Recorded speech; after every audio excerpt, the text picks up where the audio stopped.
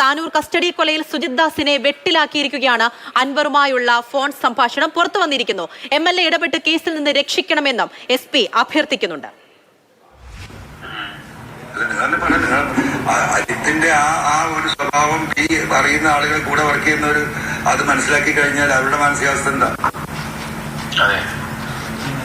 അവിടെയാണ് ഇതിന്റെ വിഷയങ്ങൾ.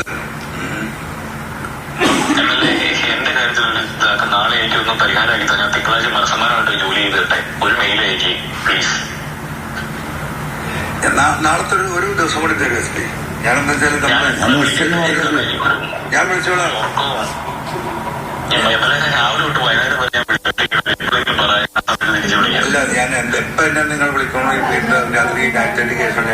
9:30 10 o'clock ആകുമ്പോഴേക്കും ഞാൻ വീട്ടിലെത്തുള്ളൂ. വഴിയിലൊന്നും നമുക്ക് സംസാരിക്കാൻ പറ്റുന്ന പ്രശ്നമല്ല. വണ്ടിയിൽ ആളുകൾ ഉണ്ടാവും ഒക്കെ. ഈ ഒരു ഇഷ്യൂ ഇത് നിൽക്കുന്നതുകൊണ്ട് നമുക്ക് അങ്ങനെ സംസാരിക്കാൻ വയ്യല്ലോ. ഫ്രീ ആയിട്ട് സംസാരിക്കാൻ കഴിയില്ല. അല്ല, ഞാൻ ചോദിക്കട്ടെ, നാളെ അനുകൂലമായിട്ട് ഇപ്പൊ ഞാൻ ഈ പറയുന്ന നമ്മുടെ ലീഡർഷിപ്പിന് അനുകൂലമായ തീരുമാനം ഉണ്ടാകണമെങ്കിൽ എനിക്കൊരു വിഷയമില്ല. നമ്പർ 1. നമ്പർ 2, ഞാൻ ഒറ്റ കാര്യം കൂടി SP ചോദിച്ചോട്ടെ. ഇങ്ങനെ ഒരു എൻക്വയറിക്ക് പോയി കഴിഞ്ഞാൽ SPക്ക് ഇതിൽ എന്തെങ്കിലും വിഷയം വരുമോ? അല്ല, എൻക്വയറി ഓൾറെഡി നടക്കുന്നുണ്ട്. അതൊന്നും ആകത്തില്ല. എന്റെ പ്രശ്നം ഞാൻ പുറത്തു വന്നു കഴിയുമ്പോൾ ഞാൻ ഓൾറെഡി ഒരു കസ്റ്റോഡിയൽ ഇഷ്യൂസ് തുടങ്ങി. ഇങ്ങോട്ടേക്കുള്ള അറ്റാക്കുകൾ മുഴുവൻ നേരിടുമ്പോൾ എനിക്കത് ഫേസ് ചെയ്യാനായിട്ടുള്ള, അത് MLA കൊടുത്തൊരു പരാതി എന്ന് പറയുമ്പോൾ അത് ഫേസ് ചെയ്യാനായിട്ടുള്ള മാനസികാവസ്ഥയില്ല. മാനസികാവസ്ഥ മനസ്സിലാക്കിയാൽ അല്ല, അത് ഓക്കെ, സംഭവിച്ചു. ഞാൻ ചോദിച്ചു പരാതി നിങ്ങൾക്ക് മെയിലിലാണ് ഡിലീറ്റ് ചെയ്യാൻ സംവിധാനം ഉണ്ടോന്ന് ചോദിച്ചു. പറ്റില്ല MLA, അറിയാലോ. അത് മനസ്സിലായി. അപ്പൊ പിന്നെ ഈ ഇതിൽ നിന്ന് നമുക്ക് ഇതിന് തെളിവുണ്ട്. MLA അതൊന്നും എനിക്ക് വേണ്ടി ഒന്ന് ചെയ്തുകൂടെ? ഈ പരാതിയുമായിട്ട് തുടരാൻ താല്പര്യമില്ലെന്ന് പറഞ്ഞിട്ട് ഒരു MLA ഒരു ഈ എത്രയോ വിഷയത്തിൽ ഇഷ്യൂ അത് ഇത് എത്ര കാര്യങ്ങൾക്ക് നിങ്ങൾക്ക് പരാതി കൊടുക്കാനുണ്ട്. നിങ്ങൾ അതേ ഇതേപോലെ ശശിനെ പഠിക്കാനുള്ളതല്ലേ നിങ്ങളുടെ ഉദ്ദേശം? എന്നോട് നിങ്ങൾക്ക് സ്നേഹമല്ലേ ഉള്ളൂ, അല്ലാതെ നിങ്ങൾക്ക് എന്നോട് ശത്രുതയില്ലല്ലോ. അല്ല, നമുക്ക് ഒരാളോട്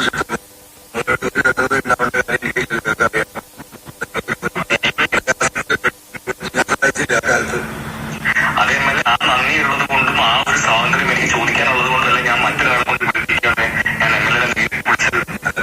ഈ ദുരന്തങ്ങളിൽ നിന്ന് ഒരാളെ ദുരന്തത്തിൽപ്പെട്ട നമ്മൾ സാധിക്കാന്നുള്ളതാണ് നമ്മളുടെ പോളിസി. ഒന്ന് ചെയ്യുന്ന മലപ്പുറത്ത് നിന്നും അരുൺ അമൃതനാഥ് ഉണ്ട് നമ്മുടെ കൂടെ. അരുൺ, കഴിഞ്ഞ ദിവസം ശബ്ദരേഖ പുറത്തുവിട്ടതാണ്. അത് ഈ മരമുറിയുമായി ബന്ധപ്പെട്ട് നമ്മൾ തുടക്കത്തിൽ ചർച്ച ചെയ്ത കാര്യങ്ങളാണ്.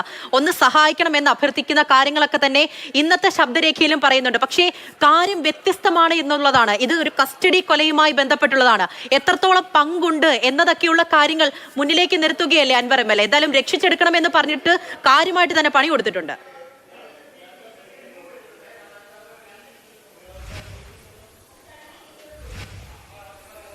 അത് സാധൂകരിക്കുന്ന തരത്തിലാണ് ഈ ഓഡിയോ സംഭാഷണം പുറത്തുവിട്ടുകൊണ്ട് രംഗത്തും എത്തിയത്. ആദ്യം ഗൗരവതരമായ ഗുരുതരമായ പോലീസ് വകുപ്പിനെ, ആഭ്യന്തര വകുപ്പിനെ പ്രതിരോധത്തിലാക്കുന്ന ആരോപണങ്ങൾ ഉന്നയിച്ചു. പിന്നാലെയാണ് ഈ ഓഡിയോ സംഭാഷണങ്ങൾ, ആദ്യം പുറത്തുവിട്ട ഓഡിയോ സംഭാഷണങ്ങളായിക്കോട്ടെ ഇന്ന് പുറത്തുവിട്ടത് ഉൾപ്പെടെ നമുക്ക് കാണാവുന്നത്. അതിനെ ഈ സുജിത് ദാസ് ഉൾപ്പെടെ അതിനെ സാധൂകരിക്കുന്ന തരത്തിൽ നടത്തുന്ന പ്രസ്താവനകൾ അല്ലെങ്കിൽ ആരോപണങ്ങൾ അത് കൂടെ തെളിയിക്കാൻ എന്ന രീതിയിലാണ് ഈ ഓഡിയോ സംഭാഷണം പുറത്തുവിട്ടുന്നത് എന്ന കാര്യത്തിൽ സംശയമില്ല. നേരത്തെ പറഞ്ഞിരുന്ന കാര്യം, ഈ ആദ്യം തന്നെ അൻവറിനെ ഈ SP വിളിക്കുന്നത്, അതായത് ഈ മരമുറിയുമായി ബന്ധപ്പെട്ട് നൽകിയ പരാതി അത് പിൻവലിക്കണമെന്ന് ആവശ്യപ്പെട്ടുകൊണ്ടാണ്. അന്ന് 2021 ആ കാലയളവിൽ മലപ്പുറത്തെ SPS സുജിത് ദാസ് ആയിരുന്നു. അപ്പോൾ ഒന്നാമത് തന്നെ ഈ താനൂർ കസ്റ്റഡി കൊലപാതകത്തിൽ അത്തരത്തിൽ പ്രതിരോധത്തിലായിരിക്കുന്ന ആളാണ്, ആകെ തകർന്നിരിക്കുന്ന ആളാണ് ഞാൻ. അപ്പോൾ ഇതിന്റെ മേലെ ഭരണപക്ഷത്തിരിക്കുന്ന ഒരു MLA തന്നെ തനിക്കെതിരെ ആരോപണവുമായി പരാതിയുമായി രംഗത്ത് വരുമ്പോൾ അത് തന്നെ ആകെ തകർക്കും. അതിനുണ്ടാകുന്ന ഒരു ഹൈപ്പ് അത് വലിയ രീതിയിലാകും, അതിന് ഉണ്ടാകുന്ന ഒരു ആഘാതം എന്നാണ് ഈ സുജിത് ദാസ് പറയുന്നത്. എങ്ങനെയെങ്കിലും ഇതൊന്ന് പിൻവലിക്കണം എന്നുള്ള ഒരു അപേക്ഷയാണ് നേരത്തെ നമ്മൾ കണ്ടത്. അതിനും അപ്പുറത്തേക്ക് ഈ താമര ജെഫ്രിയുടെ താനൂർ കസ്റ്റഡി കൊലപാതകത്തിൽ ഉണ്ടായിരുന്ന ആഘാതങ്ങളൊക്കെ പറയുന്നു. പക്ഷെ അൻവർ ഈ സംഭാഷണത്തിന് ശേഷം പറഞ്ഞ ഒരു കാര്യമുണ്ട്, ഇതിൽ പല കാര്യങ്ങളും ഞാൻ പുറത്തു വിട്ടിട്ടില്ല, പല പ്രധാനപ്പെട്ട കാര്യം ഞാൻ പുറത്തു വിട്ടിട്ടില്ല എന്നും അൻവർ പറയുന്നുണ്ട്. ബാക്കി ഈ താമര ജെഫ്രി കേസിലേക്ക് ലിങ്ക് ചെയ്യാവുന്ന കാര്യങ്ങളിലേക്കൊന്നും പോയിട്ടില്ല എന്നുള്ള കാര്യം തന്നെയാണ് ഓഡിയോ സംഭാഷണത്തിലുള്ളത്. പ്രധാനമായും പറയുന്നത് അങ്ങനെയാണ് ഈ ADGP MR അജിത് കുമാറിന് ഉൾപ്പെടെയുള്ള കാര്യങ്ങളിലേക്ക് കിടക്കുന്നത്. ആദ്യം ഒരു അപേക്ഷ നടത്തുന്നു, അതിന് പിന്നാലെ അൻവർ ഈ ADGPയുമായി ബന്ധപ്പെട്ട കാര്യങ്ങൾ ചോദിക്കുന്നു. ADGP സർവശക്തനാണ് എന്ന് ആവർത്തിക്കുന്നുണ്ട്. ADGP പോലീസിലെ സർവശക്തനാണ്. പൊളിറ്റിക്കൽ സെക്രട്ടറിയുമായുള്ള ശശിയുമായുള്ള അടുത്ത ബന്ധം തന്നെയാണ് ADGPയെ ഇത്തരത്തിൽ പോലീസ് സേനയിലെ തന്നെ ഒരു സർവശക്തനാക്കുന്നത്. പോലീസ് സേനയിൽ ഒരു കോക്കസ് SP-യുമായി ബന്ധപ്പെട്ട് പ്രവർത്തിക്കുന്നുണ്ട്. അത് ഈ മലപ്പുറം പാലക്കാട് SP-യൊക്കെ നിയമിച്ചത് അതിന്റെ ഭാഗമായാണ്. P. വിജയൻ IPS-നെ ഒതുക്കിയത്, ഇത്തരത്തിലുള്ള റിപ്പോർട്ട് കൊടുത്തത് ഒതുക്കുകയാണ് ഉണ്ടായെന്ന ആരോപണങ്ങളൊക്കെ നമ്മൾ കഴിഞ്ഞ ദിവസങ്ങൾ കണ്ടതാണ്. അതുമായി ബന്ധപ്പെടുത്തിയുള്ള ADGPക്കെതിരെ അൻവർ എന്താണോ ഉന്നയിച്ചത് അത് സാധൂകരിക്കാൻ പാകത്തിലുള്ള ആരോപണങ്ങൾ സുജിത് ദാസും ബാക്കിയായി ഉന്നയിക്കുന്നു എന്നുള്ളതാണ്. ഓഡിയോ സംഭാഷണത്തിലൂടെ എന്തായാലും പുറത്തുവിടാൻ ശ്രമിക്കുന്നു എന്നുള്ളതാണ് ഇതിലേക്കുള്ള ഒരു ലിങ്ക് എന്ന് പറയുന്നത്. അതായത് അൻവറിന്റെ ആരോപണങ്ങൾ തുടർച്ചയായി തന്നെ അതിന്റെ ബാക്കി പത്രമായി സുജിത് ദാസിന്റെ ആരോപണം ഇങ്ങനെ ലിങ്ക് ചെയ്തുകൊണ്ട് തന്നെ ആ ആരോപണത്തെ സാധൂകരിക്കുക കൂടിയാണ് അൻവർ ഈ ഓഡിയോ സംഭാഷണം വഴി ചെയ്യുന്നത്. എത്രത്തോളം ഗൗരവതരമാണ് എന്നുള്ളതാണ്. അൻവറിന് അതിനൊരു ബാക്കപ്പായി കാണിക്കാൻ ഇതൊരു SP പറഞ്ഞതല്ലേ എന്നുള്ളത് കൂടി അൻവറിന് ഒരു ബാക്കപ്പായി ഉണ്ട്. ഒരു പോലീസ് സംവിധാനത്തിൽ ഒരാൾ തന്നെ തുറന്നു പറഞ്ഞതാണ് എന്നൊരു ബാക്കപ്പ് ആയിക്കൊണ്ട് തന്നെ PV അൻവർ MLA അതിനെ സാധൂകരിക്കുന്നു എന്നുള്ളതാണ് ഏറ്റവും പ്രധാനപ്പെട്ട കാര്യം എന്നുള്ളത് തന്നെയാണ്. ഒരു മരമുറിയുമായി ബന്ധപ്പെട്ട് നടത്തിയ പൂജ നേരത്തെ പറഞ്ഞതുപോലെ തന്നെ ആ ഒരു കേസ് ഇനി നാളത്തോടെ എനിക്ക് പരിഹരിച്ചു തരണം, നാളത്തോടെ തീരുമാനമാക്കാമെന്ന് പറഞ്ഞുകൊണ്ടാണ് ഈ ഓഡിയോ സംഭാഷണം പുറത്തുവിട്ടത്. എന്തായാലും അതിലൊരു തീരുമാനമായി വകുപ്പുതല നടപടി തന്നെ എന്തായാലും ഉണ്ടാകുമെന്ന്, വൈകാതെ ഉണ്ടാകും എന്നുള്ളത് തന്നെ ഉറപ്പാണ്. ഈ തരത്തിലുള്ള നടപടി ഉണ്ടാകുമെന്ന് നമുക്ക് നോക്കാം. ആർ അനന്തകൃഷ്ണൻ കൂടി തുടരുന്നുണ്ട്. അതിൽ ഈ പറഞ്ഞ കാര്യം തന്നെയാണ്. ഏതെങ്കിലും വിധത്തിൽ ഈ കാര്യങ്ങളൊക്കെ ഒന്ന് പരിഹരിച്ച് മുന്നിലേക്ക് പോകാം, പറഞ്ഞൊതുക്കി തീർക്കാം എന്നുള്ള രീതിയിൽ നടപടികളുമായി മുന്നിലേക്ക് പോയിക്കൊണ്ടിരുന്ന ആഭ്യന്തര വകുപ്പാണ്. പക്ഷേ ഭരണപക്ഷത്തുള്ള ഒരു MLA തന്നെ വീണ്ടും കൂടുതൽ ഗുരുതരമായ കാര്യങ്ങൾ മുന്നിലേക്ക് വെക്കുമ്പോൾ ഇനി മുന്നിലേക്കുള്ള നീക്കം എങ്ങനെയായിരിക്കും? ആഭ്യന്തര വകുപ്പ് മുഖ്യമന്ത്രിയുടെ കയ്യിലാണ്. ആരെ പിണക്കും, ആരെ ചേർത്ത് പിടിക്കും, എങ്ങനെ നടപടി ഉണ്ടാകും?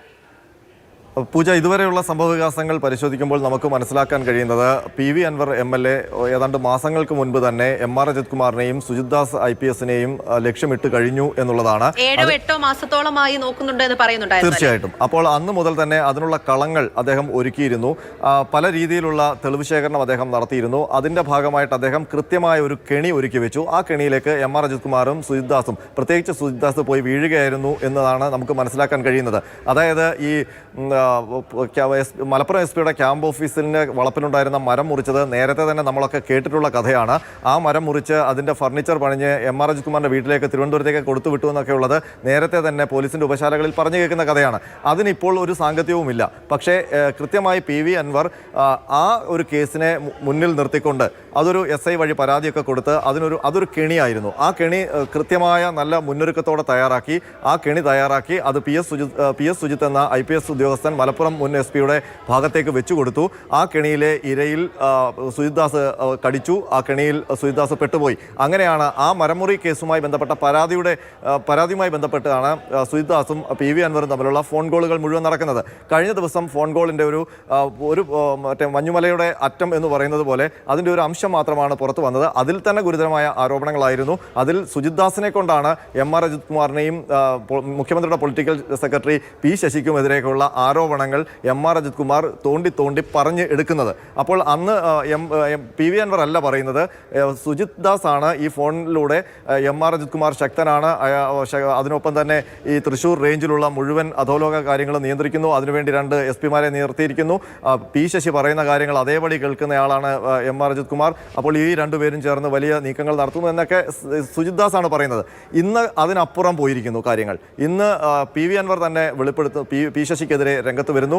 ഒപ്പം തന്നെ MR അജിത് കുമാർ ഒരു അധോലോക നായകനാണ് എന്ന മട്ടിലുള്ള അവതരണം കൂടി നടത്തുന്നു. അതിനെ സാധൂകരിക്കുന്ന, പ്രത്യേകിച്ച് എടുത്തു പറയുന്ന കുറെ കാര്യങ്ങളുണ്ട്. നിരവധി 1-2 കൊലപാതകങ്ങൾ ചെയ്യിപ്പിച്ചു, ഒരാളെ കാണാനില്ല.